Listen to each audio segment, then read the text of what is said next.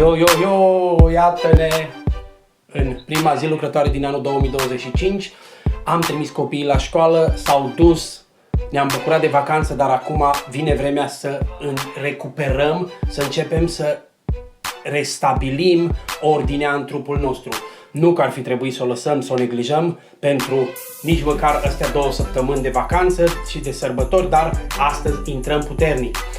Motivația pentru workout-ul de astăzi este din Coloseni, capitolul 3.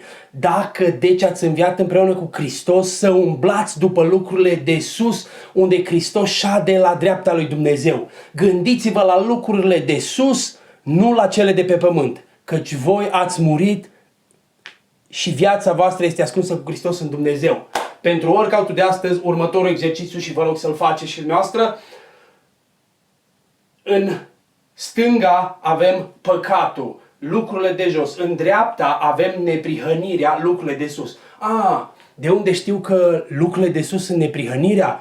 Păi nu spune cuvântul că împărăția lui Dumnezeu este neprihănire, pace și bucurie în Duhul Sfânt?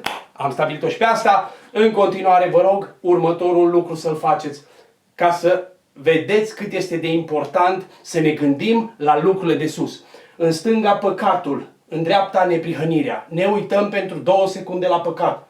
Unde este neprihănirea? Aoleu, nu este nicăieri neprihănirea. Și acum ne uităm spre neprihănire. Când ne uităm spre neprihănire, nu mai vedem păcatul. Mai facem o dată să fim siguri. Neprihănire, nu mai vedem păcatul. Dragii mei, asta este esența cunoașterii adevărului.